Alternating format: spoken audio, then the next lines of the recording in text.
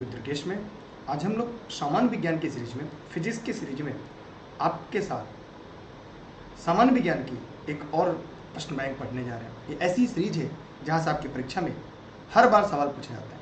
अगर आप सरकारी नौकरी करने के लिए इस वीडियो को देख रहे हैं तो आप इस वीडियो के अंत तक कॉपी कलम लेकर बने रहिएगा, क्योंकि अभी की बार एक सीट हमारा। क्योंकि हम प्रश्न की व्याख्या के साथ साथ हम ये प्रयास करेंगे कि जितने लोग इस वीडियो को लाइव सेशन में देख रहे हैं वे सभी साथी इस वीडियो के अंत तक बने रहिएगा। जहां जरूरत पड़ेगी कॉपी कलम लिए रहिएगा, लिखते चलेगा, क्योंकि हमारा उद्देश्य है कि हम प्रश्नों के साथ साथ हम इसकी पूरी थियरी जहां तक हो सके वो कराते चले, क्योंकि सीरीज को पढ़ने के बाद आपको किसी प्रकार की कोई समस्याओं का सामना ना करना पड़े। पहला प्रश्न आपके बोर्ड पर आपके डिस्प्ले पर दिख रहा होगा। कह रहा है कि किसी पिंड के उस गति को क्या कहते हैं जिसकी कुछ समय के अंतराल के बाद पुनरावृत्ति होती रहती है। ध्यान से देखिएगा, आवधिक गति, सरल हार्मोनिक गति, अनावर्ती गति, दोलन गति। तो जितने भी साथी इस वीडियो को देख रहे हैं वे सभी साथी इस वीडियो पे जाएंगे कमेंट बॉक्स में और प्रश्न का जवाब जरूर देंगे। इस प्रश्न का उत्तर होगा आवधिक गति। मतलब अगर आपने यहाँ तक इस प्रश्न का उत्तर ए बताया है तो इसका विकल्प सही है। इसे हम पीरियडिक मोशन कहते हैं। पीरियोडिक लिख लीजिएगा आप सभी लोग, पीरियोडिक हम उसे आवधिक गति कहते हैं। माने किसी पिंड की ऐसी गति जिसकी कुछ समय के अंतराल के बाद पुनरावृत्ति होती है उसे हम आवधिक गति के नाम से जानते हैं। हम बढ़ते हैं आज के अगले प्रश्न की तरफ। आप लोग वीडियो को हो सके तो अपने सभी साथी मित्रों को शेयर कर दीजिएगा ताकि आपके साथ वो भी पढ़ सके। परावैंगनिक किरणों में ऊर्जा किसकी अपेक्षा अधिक होती है? औरक्त किरणों की, गामा किरणों की, एक्स किरणों की, अंतरिक्षी किरणों की। सभी साथी जवाब जरूर देंगे इस प्रश्न का, जितने भी साथी इस वीडियो को देख रहे हैं। परावैंगनिक किरणों में ऊर्जा किसकी अपेक्षा अधिक होती है? यहां पर ध्यान से देखेंगे, यहां पर इस प्रश्न का उत्तर औरक्त, गामा, एक्स, अंतरिक्ष। तो यहां पर होगा औरक्त किरण। इस प्रश्न का सही आंसर क्या होगा? औरक्त किरणों की तुलना में परावैंगनिक किरणों में ऊर्जा अधिक, लेकिन अगर एक्स एवं गामा किरणों की अपेक्षा कम होती है। ये लाइन आप लिखना चाहें लिख लीजिएगा कि औरक्त किरणों की तुलना में परावैंगनिक किरणों में ऊर्जा अधिक, लेकिन एक्स एवं गामा किरणों की अपेक्षा कम होती है। किसी विद्युत चुंबकीय विकिरण से संबंधित ऊर्जा उसकी जो आवृत्ति के समानुपाती होती है। मतलब आवृत्ति अधिक होने पर ऊर्जा भी अधिक होती है। ठीक है, तो आप लोग जितने भी साथी इस वीडियो को देख रहे हैं वे सभी साथी इस वीडियो को ध्यान से देख लेंगे। स्क्रीनशॉट चाहे तो कर सकते हैं। अगले प्रश्न की तरफ बढ़ते हैं। कह रहा है जल उपचार में परावैंगनिक किरणों का प्रयोग किस रूप में किया जाता है? जल अपघटक, रोगाणुनाशक, ओणीकारक, अवक्षेपक। जवाब जरूर दीजिएगा सभी लोग जितने लोग इस वीडियो को देख रहे हैं। यहां पर इस प्रश्न का सही उत्तर क्या होगा? रोगाणुनाशक। मतलब अगर आपने इस प्रश्न का उत्तर बी दिया है तो आपका जवाब सही है। माने जल उपचार में परावैंगनिक किरणों का प्रयोग रोगाणुनाशक के रूप में किया जाता है। मतलब इस प्रश्न का सही विकल्प होगा आपका बी। जरा कमेंट करके बताएं कितने लोगों ने वीडियो को शेयर किया। जितने लोगों ने शेयर किया भाई कमेंट लिखेंगे, जो नहीं किया है वो जन लिखे। आगे बढ़ अगले प्रश्न की तरफ। अगला प्रश्न है आपके सामने, एक्स किरणों के तरंग दैर्ध्य को मापने के लिए कौन से उपकरण का प्रयोग किया जाता है? ब्रैग स्पेक्ट्रोमापी, द्रव्यमान स्पेक्ट्रोमापी, जीएम काउंटर, साइक्लोट्रॉन। सभी लोग जवाब जरूर देंगे जितने लोग इस वीडियो को देख रहे हैं।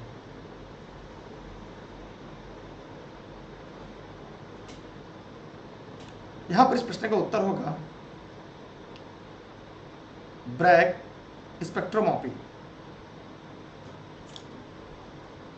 जी हाँ, एक कमेंट आया है कि मैं यूपी पुलिस में जॉब करता हूं और सुपर टेट की तैयारी कर रहा हूं। भगवान करे जल्दी से आप वर्दीधारी से एक शिक्षक के रूप में आए और अपनी सेवाओं से राष्ट्र को, देश को सिंचित करें और नौनिहालों के पालनहार बने। यहाँ पर आपके सामने जो प्रश्न बैंक है इसके बारे में जान लेते हैं। ब्रिटिश के एक भौतिकवादी सर विलियम हेनरी ब्रैग, उनके पुत्र विलियम लॉरेंस ब्रैग ने एक्स किरणों के तरंग दैर्ध्य को मापने के लिए एक्सरे स्पेक्ट्रोमापी का निर्माण किया। किसका? स्पेक्ट्रोमापी का निर्माण किया। हम बढ़ते कि सही साथ अगले प्रश्न की तरफ, शायद जो अब आपको डिस्प्ले पे दिखाई दे रहा होगा। ध्यान से देखिएगा आप लोग जितने लोग इस वीडियो को देख रहे हैं।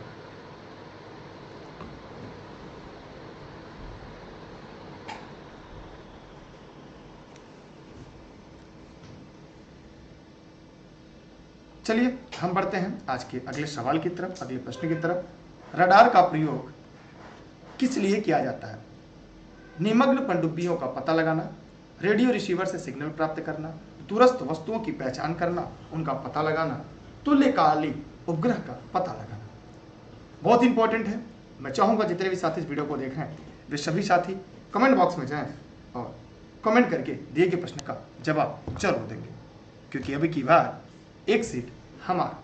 यहाँ पर इस प्रश्न का उत्तर होगा दूरस्थ वस्तुओं की पहचान करना और उनका पता लगाना। इसलिए इस प्रश्न का जो सही विकल्प है वो सी है। रडार का प्रयोग दूरस्थ वस्तुओं की पहचान और उनका पता लगाने में किया जाता है, जैसे वायुयान, अंतरिक्षयान, मोटर, वाहन, मौसम संरचना, इन सभी मिसाइल आदि का प्रयोग। रडार रेडियो में किसका प्रयोग करते हैं? तरंगों का प्रयोग करते हैं। ठीक है, किसका? तरंगों का प्रयोग किया जाता है। ठीक है, किसका प्रयोग? तरंगों का प्रयोग किया जाता है। चलते हैं हम आज के अगले प्रश्न की तरफ, अगले सवाल की तरफ आपके साथ मिलकर। अगला प्रश्न है दूरदर्शन चैनल की विशेषता क्या है? जितने भी साथी इस वीडियो को देख रहे हैं वे सभी साथी कमेंट बॉक्स में जाए, कमेंट करके बताएं कि दूरदर्शन चैनल की विशिष्टता क्या है। प्रेषित संकेत की आवृत्ति, प्रेषित संकेत का वेग, दूरदर्शन स्क्रीन के भौतिक आयाम, चित्र नालिका आकार। सभी साथी जवाब देंगे जितने भी लोग इस वीडियो को देख रहे हैं।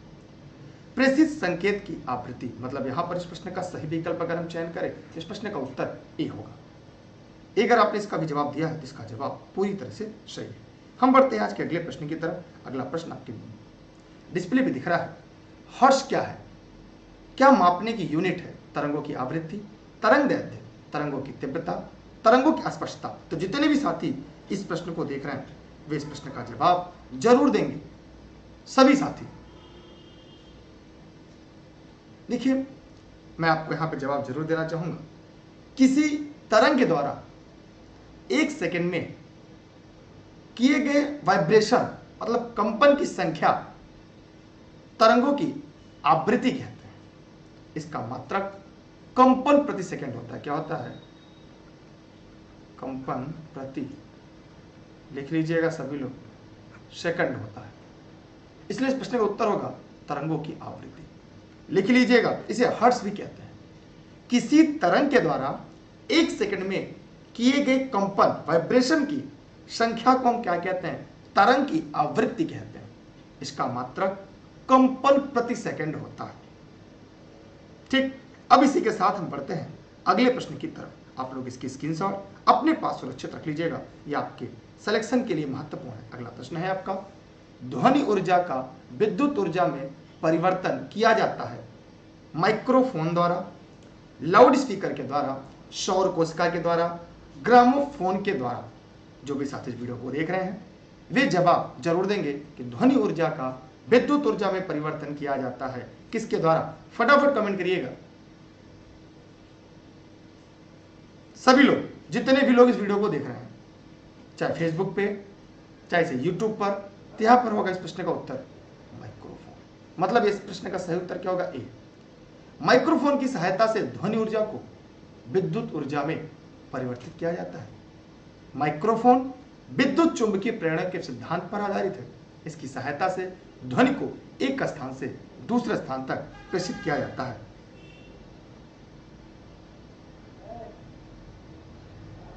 ठीक, यहां पर इस प्रश्न का आंसर क्या होगा? हम बढ़ते हैं अगले सवाल की तरफ, अगले प्रश्न की तरफ। अगला प्रश्न आपके सामने है, वोल्यूमीटर का प्रयोग किसे मापने के लिए किया जाता है? ये सब इंपॉर्टेंट प्रश्न है जो आपकी परीक्षाओं में कई बार पूछे जा चुके हैं और आपके आगामी परीक्षा के लिए महत्वपूर्ण और रामबाण है। हमेशा आपको नए प्रश्न मिलेंगे हर एक दिन। वोल्यूमीटर, जवाब दीजिए सभी लोग। आवृत्ति, तापमान, वेग, तरंग दैर्घ्य, सभी साथी जवाब देंगे जितने भी साथी इस वीडियो को यहां देख रहे हैं। बताइए फटाफट कमेंट करके, शेयर कर दीजिए, पैसे नहीं कटेंगे। यहां पर इस प्रश्न का उत्तर होगा तापमान। तापमान इस प्रश्न का सही जवाब है। बोलोमीटर का प्रयोग उसमें विकिरण मापने के लिए किया जाता है। क्या है? सभी लोग लिखना चाहे लिख लीजिएगा। उसमें विकिरण को मापने के लिए किया जाता है। मतलब साफ और स्पष्ट है। इस प्रश्न का जो सही उत्तर होगा वो बी होगा, अर्थात तापमान। तो ये बहुत ही इंपॉर्टेंट था आपके परीक्षा के लिए। ये कुछ लोग को ये पहली बार सुना होगा प्रश्न, कुछ लोग ने दूसरी बार सुना होगा। मतलब ये काफी इंपॉर्टेंट है आप सभी साथियों के लिए, क्योंकि अब की बार एक सीट हम बढ़ रहे हैं। फिर अगले प्रश्न की तरफ। अगला प्रश्न है आपके सामने, सूर्य की किरणें किस प्रक्रिया द्वारा पृथ्वी पर पहुंचती हैं? विकिरण, चालन, संवहन, विसरण। बहुत ही इंपॉर्टेंट है मेरे प्यारे साथियों। सूर्य की किरणें किस प्रक्रिया के द्वारा पृथ्वी तक पहुंचती हैं? बताइए फटाफट कमेंट सेक्शन में कमेंट करके। विकिरण इसका सही जवाब होगा, अर्थात ए। माने सूर्य की किरणें पृथ्वी पर विकिरण की प्रक्रिया के द्वारा पहुंचती हैं। विकिरण की प्रक्रिया के द्वारा उष्मा के स्थानांतरण के लिए माध्यम की आवश्यकता नहीं पड़ती। यह रट लीजिएगा, याद कर लीजिएगा, यहां सबके परीक्षा में सवाल पूछे जाते हैं। अगले प्रश्न की तरफ बढ़ रहे हैं। एक्सरे की खोज किसने की थी? बैकरल, रॉन्टगेन, मैरी क्यूरी, वान लू। बताइए सभी लोग फटाफट कमेंट करके। देखिए, एक्सरे एक प्रकार का विद्युत चुंबकीय विकिरण है जिसकी तरंग दैर्ध्य की अगर हम बात करें तो 0.1 से लेकर 10 नैनोमीटर की रेंज में होती है। इसे रॉन्टगेन विकिरण भी कहते हैं। इसे रॉन्टगेन विकिरण भी कहते हैं। किसको? एक्सरे। एक्सरे को रॉन्टगेन विकिरण कहते हैं और इसकी खोज रॉन्टगेन ने किया था। इनका पूरा नाम है विल्हेल्म कॉनरेड रॉन्टगेन। विल्हेल्म लिख लीजिएगा। सभी लोग जितने लोग इस वीडियो को लाइव देख रहे हैं सभी के लिए काफी महत्वपूर्ण है। विल्हेल्म, ये वह है विल्हेल्म कॉनरेड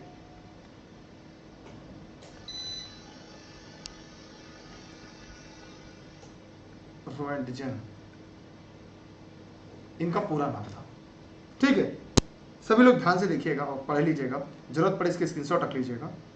हम अगले प्रश्न की तरफ बढ़ रहे हैं आपके साथ। अगला प्रश्न है, अक्स किरणों की खोज किसने की? तो रॉन्टगेन ने। इसका उत्तर तो आप सभी को पता होगा। ठीक, अगला प्रश्न है, न्यूनतम पारगम्य शक्ति विकिरण कौन सी है? बी किरण, जी किरण, एक्स किरण, अल्फा किरण।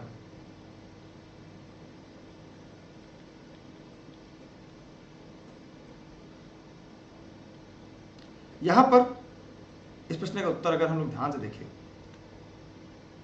बताइए एक बार आप लोग कमेंट करके। जितने भी देखिए, टेलीग्राम पर डेली क्लास के लिए आप लोग दुर्गेश सर सर्च करके ई लर्निंग विद दुर्गेश से जरूर जुड़ जाइएगा। जैसे दुर्गेश सर सर्च करेंगे ई लर्निंग विद दुर्गेश आएगा, उसे ज्वाइन कर लीजिएगा। इस प्रश्न का उत्तर होगा अल्फा किरण। ये निःशुल्क क्लास आप सभी के लिए, देश हित में, राष्ट्र में, जब भी मुझे समय मिलता है मैं आपको पढ़ा देता हूँ। अल्फा किरण माने न्यूनतम पारगम्य शक्ति से युक्त किरण अल्फा किरण होती है। यह किरण अल्फा कणों की बनी होती है जिस पर 2 धनात्मक आवेश 2 प्रोटॉनों की उपस्थिति के कारण होता है। अल्फा किरण एक पेपर की पतली शीट द्वारा भी रोकी जा सकती है। सभी प्रकार की किरणों में गामा किरणों की भेदन की क्षमता सर्वाधिक होती है। जितनी भी किरणें हैं सबसे ज्यादा भेदन करने की क्षमता गामा किरणों में होती है। यदि भेदन क्षमता के आधार पर आरोही क्रम में बात करें तो अल्फा किरण, बीटा किरण, एक्स किरण, जी किरण, ये सब आते हैं। लेकिन इस प्रश्न का उत्तर देखा जाए तो अल्फा किरण होगा। ठीक,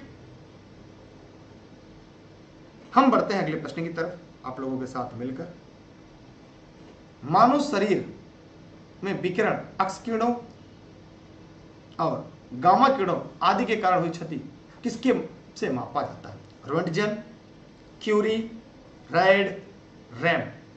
सभी साथी जवाब देंगे जितने लोग। ये सब इंपॉर्टेंट प्रश्न बैंक है, क्योंकि यहां से अगर परीक्षा प्रश्न आएगा तो बहुत लोग गलती करते हैं, लेकिन उम्मीद करता हूं आप सब जितने लोग इस वीडियो को पढ़ लेंगे वो परीक्षा में ऐसे प्रश्नों में गलती नहीं करेंगे। बताइए, रैम इस प्रश्न का सही जवाब है, माने डी इस प्रश्न का राइट आंसर है। हम और आगे बढ़ते हैं। मानव शरीर में एक्स किरणों, गामा किरणों का काफी दुष्प्रभाव पड़ता है। इनमें कोशिकाओं की संरचनात्मक क्षति हो सकती है। कोशिकाओं की संरचनात्मक क्षति हो सकती है। मानव शरीर पर विकिरण के कारण क्षति को हम रैम में मापते हैं। ठीक है, अगला है प्रश्न आपके सामने, एक्स किरणों का प्रयोग किस लिए किया जाता है? बताइए। जमीन के नीचे सोने का पता लगाने में, ये तो होगा नहीं। धातु को काटने, वेल्डिंग करने में, हृदय रोग का पता लगाने में, बहुमूल्य पत्थरों और हीरो खराबी का पता लगाने में। बताइए आप लोग जल्दी से। यहां पर इस प्रश्न का उत्तर होगा बहुमूल्य पत्थरों और हीरो में खराबी का पता लगाने में। ठीक है, एक्स किरणों का प्रयोग करके अगर हम बात करें तो बहुमूल्य पत्थर हीरो में खराबी का पता लगाया जाता है। एक्स किरण जो है ये विवर्तन पैटर्न के द्वारा ही हीरा और बहुमूल्य पत्थरों को क्रिस्टली शुद्धता और उनमें अन्य खनिज की उपस्थिति का अध्ययन करता है। इसलिए इस प्रश्न का सही उत्तर आपका बी हो। अगर आपने भी इस प्रश्न का उत्तर बी बताया है तो दिए गए प्रश्न के जवाब सही होंगे।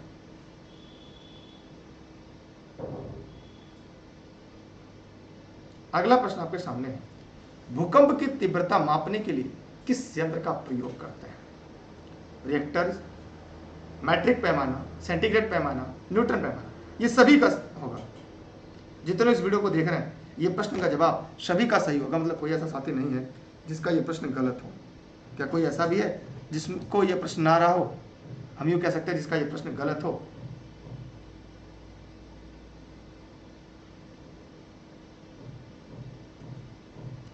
यहां पर होगा रिएक्टर पैमाना। पृथ्वी की बाह्य परत में जो हलचल होती है अर्थात उत्पन्न ऊर्जा जिससे भूकंप के कारण, तो इससे मापने का जो हाइपोसेंटर के ठीक ऊपर जमीन की सतह पर जो बिंदु है उसे अधिकेंद्र कहते हैं। यहां से निकलने वाली जो तीव्रता है उसे रिएक्टर स्केल से मापते हैं। इसकी तरंग अगर बात कर दिया जाए तो सिस्मोग्राफ, अगर तरंग की बात कर दे तो सिस्मोग्राफ से। अगला प्रश्न आपके सामने है, ध्वनि प्रदूषण स्तर की यूनिट क्या है? Decibel, decimal, ppm. तो यहां पर क्या होगा? डेसिबल। ध्वनि की तीव्रता अगर हम बात करें तो डेसिबल होता है।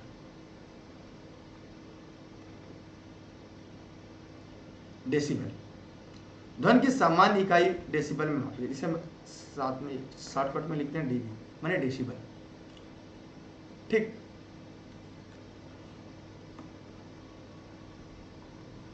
डेसिबल क्या है? एक संगीत वाद्य है, स्वर का तरंग दैर्ध्य है, संगीत का स्वर है, ध्वनिक स्तर का एक माप है। डी, शोर को किससे मापा जाता है?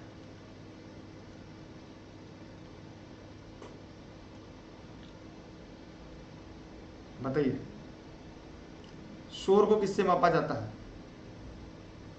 वाट, रैम, सेंटीग्रेड, डेसिबल। तो डेसिबल। ध्वनि की तीव्रता का एसआई मात्रक क्या है? Decibel, Newton, hertz, Tesla. यहां पर प्रश्न का उत्तर होगा डेसिबल, ए। अगला है, द्रव यांत्रिकी में मैक संख्या 1 होगी यदि वस्तु की गति किसके बराबर हो? प्रकाश की गति, सूर्य की गति का घूर्णन, ध्वनि की गति, पृथ्वी की सूर्य की परिभ्रमण की गति। बताइए जल्दी जल्दी। द्रव यांत्रिकी में मैक संख्या 1 होगी यदि वस्तु की गति किसकी गति के बराबर हो? यहां पर इस प्रश्न का सही विकल्प अगर हम बात करें तो ध्वनि की गति। किसी माध्यम में किसी पिंड की चाल और उसी माध्यम में ताप और दाब की स्थिर परिस्थितियों में ध्वनि की चाल अनुपात को उस वस्तु के माध्यम में मैक संख्या कहते हैं। अगर बात करें यदि मैक संख्या 1 किसी अगर मैक संख्या अगर हम 1 की बात करें 1 है तो ध्वनि की गति के बराबर होगी। यदि मैक संख्या 1 से अधिक है तो पिंड के चाल के पराध्वनिक कहलाती है, सुपरसोनिक, और यदि 5 से अधिक है तो पराध्वनिक, हाइपरसोनिक कहलाती है। इसलिए इस प्रश्न का जो सही विकल्प होगा वो आपका सी होगा। हम बढ़े अगले प्रश्न की तरफ। पराश्रव्य तरंग की आवृत्ति होती है विशिष्ट रूप से 20 हर्ट्ज से ऊपर, 20,000 हर्ट्ज से ऊपर, 20 किलो हर्ट्ज से नीचे, 2 किलो हर्ट्ज से ऊपर।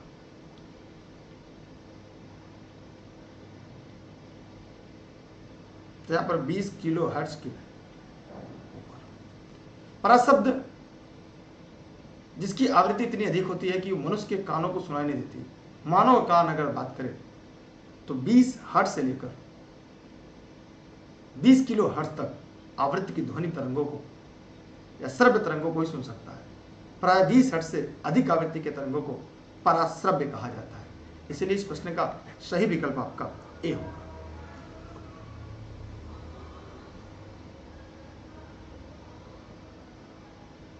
पराश्रव्य तरंग की आवृत्ति होती है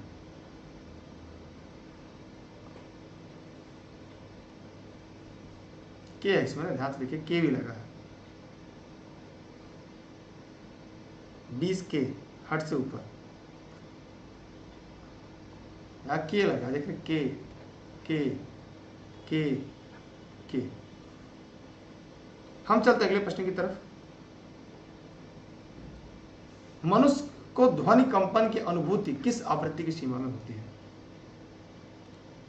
0 से 5 हर्ट्ज, 6 से 10,000 हर्ट्ज, 11 से 15,000 हर्ट्ज, 20 से 20,000 हर्ट्ज। मतलब यहां प्रश्न का उत्तर डी होगा। क्लियर हो गया?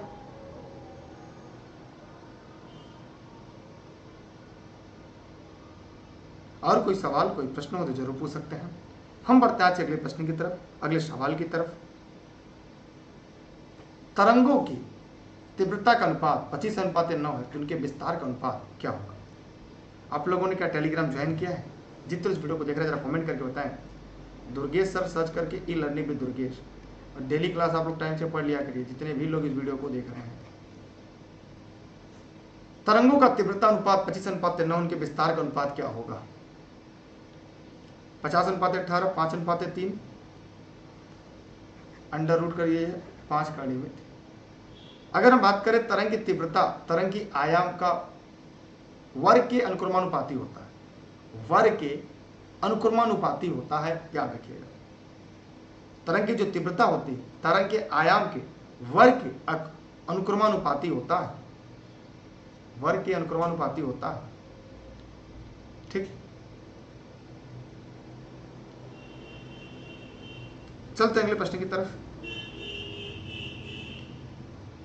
पराध्वनिक विमान नामक एक प्रघाती तरंग पैदा करते हैं। संक्रमण तरंग, पराश्रव्य तरंग, अनुप्रस्थ तरंग, ध्वनि बूम। बताइए आप। सभी साथी जवाब देंगे। यहां पे प्रश्न का उत्तर होगा ध्वनि बूम। ध्वनि बूम। क्लास अगर आप लोग को बेहतर लग रही है, प्रश्न बेहतर लग रहे हैं, तो वीडियो को अपने साथी मित्रों को शेयर करिएगा। इसकी स्क्रीनशॉट लेकर अपने सोशल मीडिया पे, फेसबुक पर, व्हाट्सएप पे, स्टेटस में, इंस्टाग्राम पर पोस्ट करिएगा, ताकि आपके साथी भी आपकी तरह पढ़ें। और जो पढ़ेगा इंडिया तो आपके साथ बढ़ेगा इंडिया। अगला है ध्वनि तरंगों में निम्न में से कौन सी घटना घटित नहीं हो सकती। यह पूछा है नहीं हो सकती। विवर्तन, ध्रुवण, परावर्तन, व्यतिकरण। विवर्तन हो सकता है, परावर्तन हो सकता है, व्यतिकरण हो सकता है, ध्रुवण नहीं हो सकता। मतलब इस प्रश्न का सही उत्तर क्या होगा? ध्वनि तरंग अनुदैर्ध्य तरंग होती है। ध्वनि तरंग जो होती है अनुदैर्ध्य तरंग होती है, याद रखिएगा। ध्वनि तरंग अनुदैर्ध्य तरंग होती है। ध्रुवण केवल अनुप्रस्थ तरंगों में होता है, तो ध्वनि तरंग ध्रुवण नहीं होता। इसलिए इस प्रश्न का उत्तर जो गलत है वही आपका सही है। बी वालों का जवाब सही है। हम बढ़ रहे हैं अगले प्रश्न की तरफ। अगला प्रश्न आपके सामने है। तंतु प्रकार के प्रकाश बल्ब में प्रयोग की गई अधिकांश विद्युत शक्ति प्रकट होती है दृश्य प्रकाश के रूप में, औरक्त किरणों के रूप में, पराबैंगनी किरणों के रूप में, प्रतिदीप्त प्रकाश के रूप में। सभी साथी इस प्रश्न का जवाब जरूर देंगे, जितने लोग इस वीडियो को यहां पे देख रहे हैं।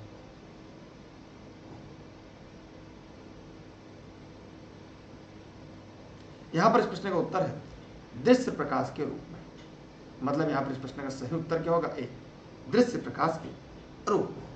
माने तंतु के प्रकाश बल्ब में प्रयोग की गई अधिकांश विद्युत शक्ति दृश्य प्रकाश में प्रकट होती है। अगला प्रश्न आपके सामने है।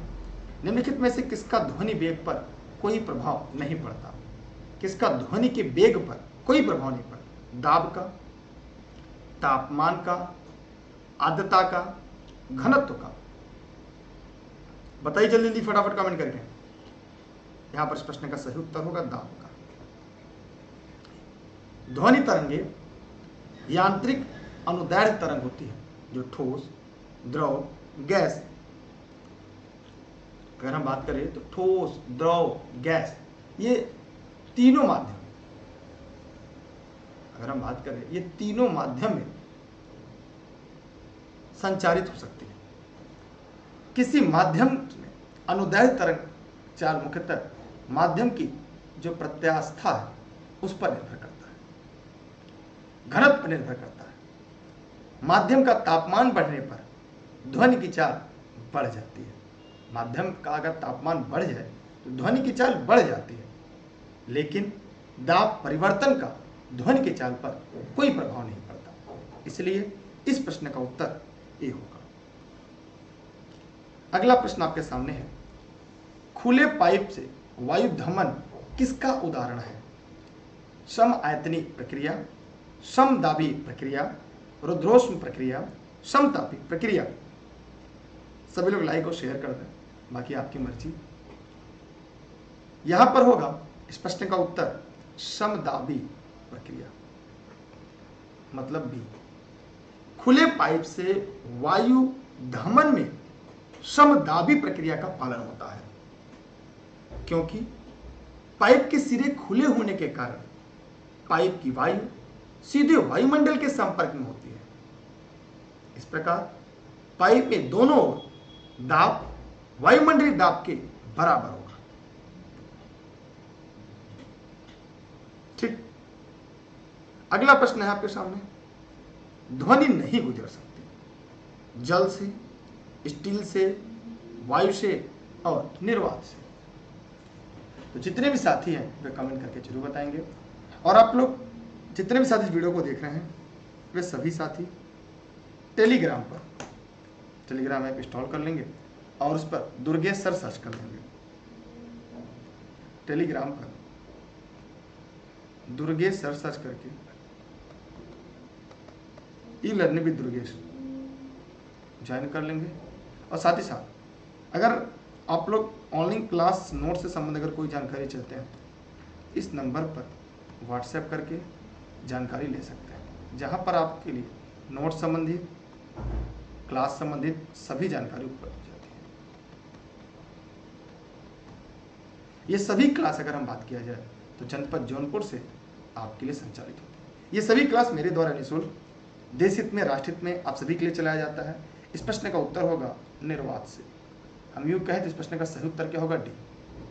तो ध्वनि नहीं गुजरता है निर्वात से। आज के लिए इतना ही। फिर मिलते हैं हम लोग अगले वीडियो लेक्चर में, अगले वीडियो क्लास में। तब तक आप सभी का बहुत बहुत धन्यवाद। अगर क्लास बेहतर लगा हो, बेहतर का मतलब आपको ये लग रहा हो कि यहाँ से परीक्षा में सवाल पूछे जाते हैं, तो इस वीडियो को शेयर करिएगा, चैनल को सब्सक्राइब करके बेल आइकन दबाइएगा। वीडियो को फेसबुक पेज पे देख रहे हैं तो वहाँ पे चैनल को फॉलो करिएगा, इंस्टाग्राम फॉलो करिए, ट्विटर फॉलो करिएगा और नोट्स घर बैठे प्राप्त कर सकते हैं। आप सभी का बहुत बहुत धन्यवाद। ये उत्तर प्रदेश में पिछले 15 वर्षों से 10 वर्षों से जो विज्ञान के सवाल पूछे जा रहे हैं फिजिक्स के, उनका निचोड़ हम आपके लिए डे बाय डे लेकर आते हैं। तो आप प्रतिदिन ससमय क्लास में जुड़िएगा, दूसरों को भी जुड़िएगा, निःशुल्क क्लास का लाभ लीजिएगा, क्योंकि अब की बार एक सीट हमारा। Thank you. जय हिंद, जय भारत।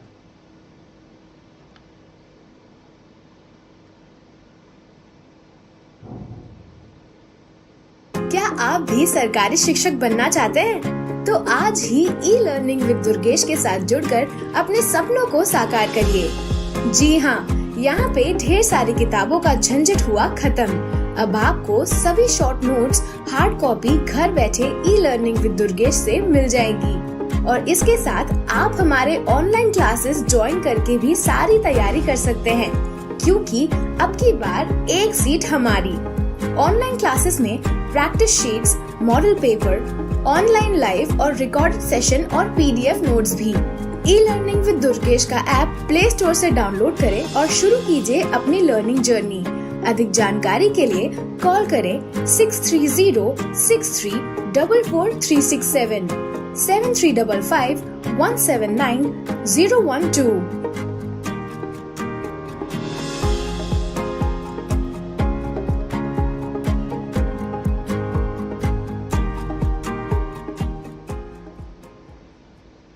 क्या आप भी सरकारी शिक्षक बनना चाहते हैं?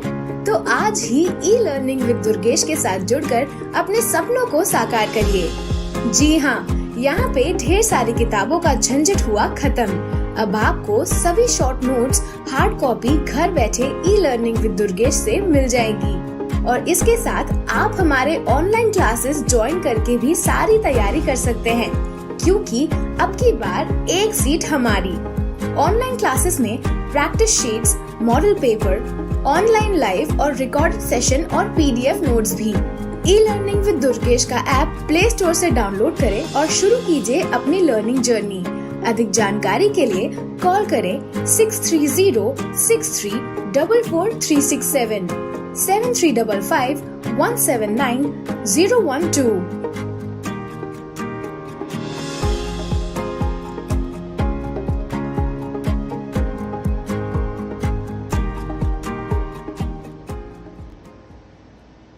क्या आप भी सरकारी शिक्षक बनना चाहते हैं?